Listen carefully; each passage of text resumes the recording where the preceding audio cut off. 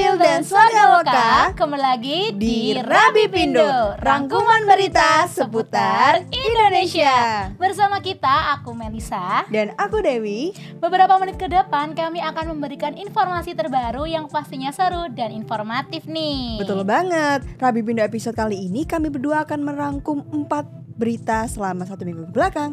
Nah, nggak perlu berlama-lama lagi nih Dev, langsung aja masuk ke berita yang pertama. Pakar Ketenagakerjaan menganggap penerbitan surat edaran Kementerian Ketenagakerjaan Kemenaker soal larangan diskriminasi usia pekerja hanya sebatas antisipasi PHK yang kian marak dan bisa jadi tidak dipatuhi dalam dunia usaha. Sementara itu, Ketua Asosiasi Pengusaha Indonesia Apindo Sinta Kamdani mengklaim dunia usaha akan selalu berusaha mematuhi kebijakan pemerintah selama implementasinya jelas dan disertai pedoman teknis yang aplikatif.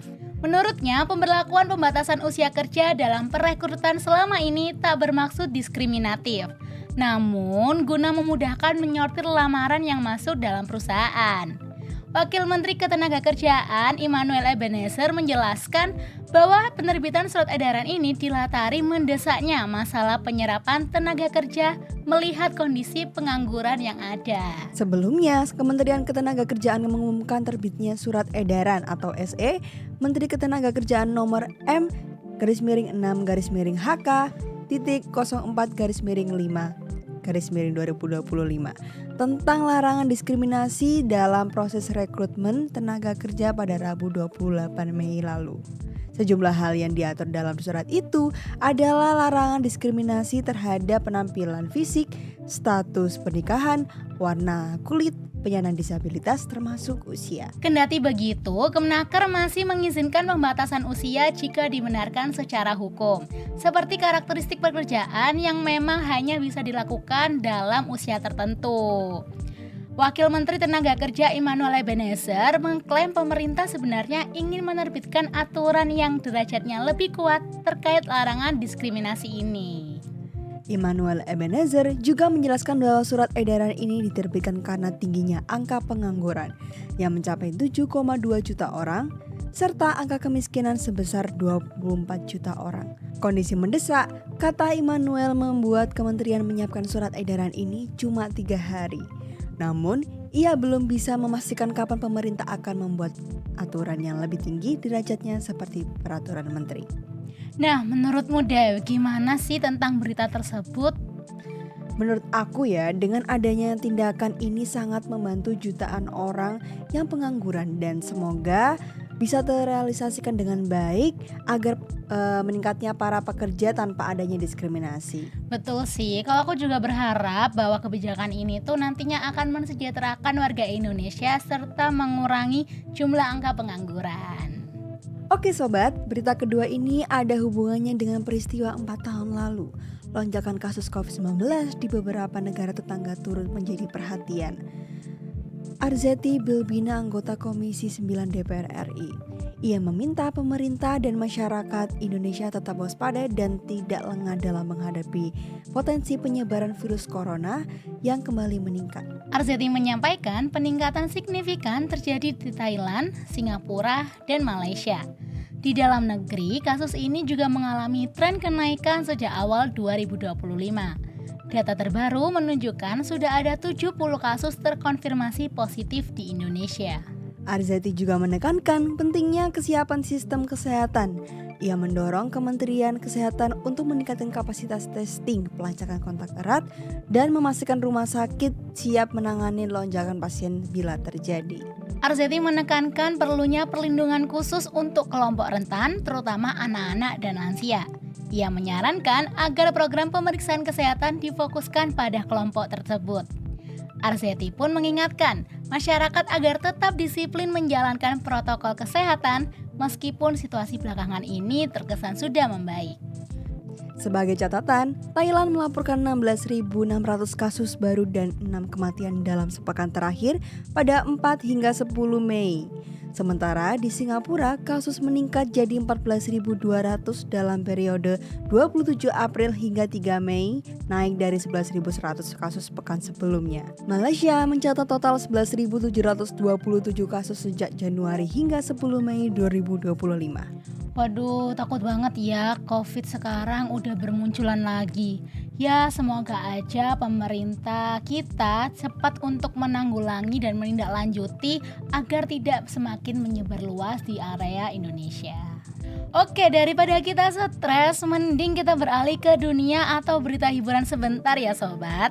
Kita beralih ke berita olahraga, apalagi kalau bukan tentang Timnas Indonesia.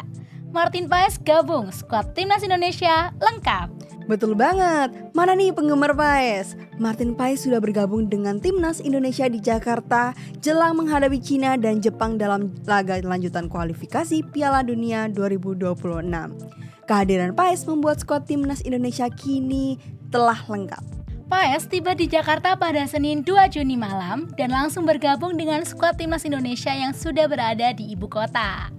Paes menjadi pemain terakhir yang bergabung dengan Timnas Indonesia karena harus memainkan laga terakhirnya bersama FC Dallas sebelum jeda internasional pada Minggu 1 Juni. Kiper 27 tahun itu tampil apik saat membantu Dallas bermain imbang 0-0 melawan Philadelphia Union. Di samping itu, Sandy Walsh, Eliano Renders, Ragnar Rodmangun, dan Septian Bagaskara juga dipastikan absen dalam 2 pertandingan melawan Cina dan Jepang karena alasan berbeda. Sandy Walsh, Ragnar Oranmangun, dan Septian Bagaskara absen karena cedera. Sedangkan Eliano Renders absen karena harus mendampingi istri melahirkan.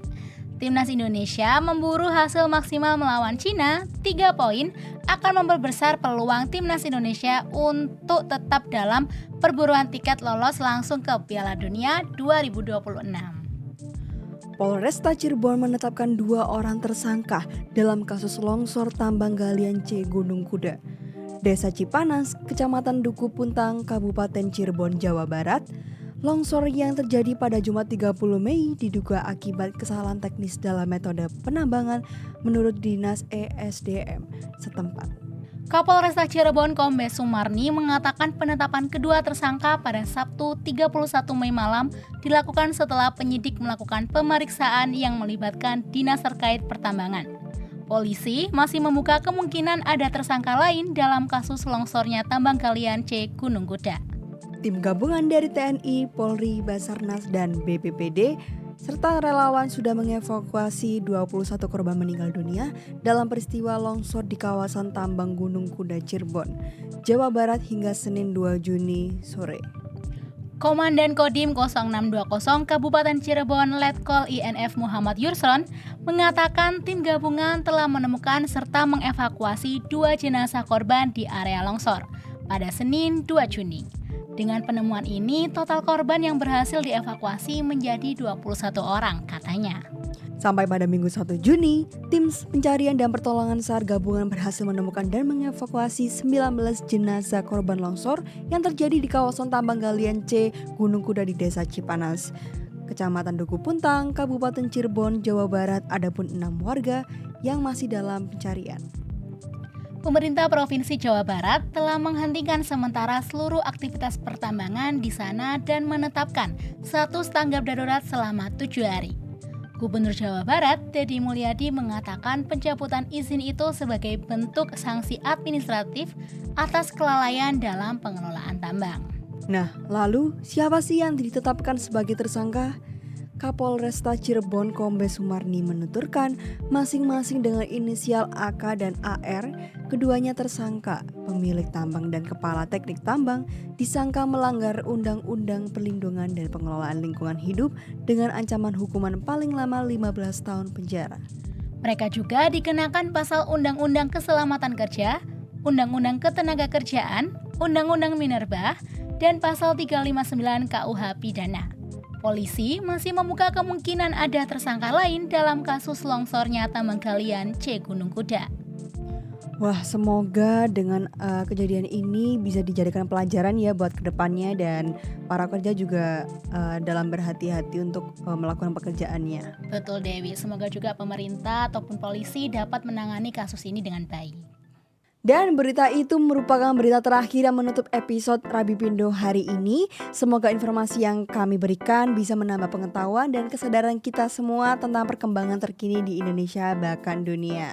Biar teman-teman gak ketinggalan informasi kita, ikutin terus sosial media kita di YouTube channel @wargalokasby, Instagram kita @wargaloka.sby dan @distipendukcapil.sby, serta TikTok kita di @wargaloka.3578. Sekian Rabi Bendo kali ini, aku Dewi Dan aku Melisa, pamit undur diri.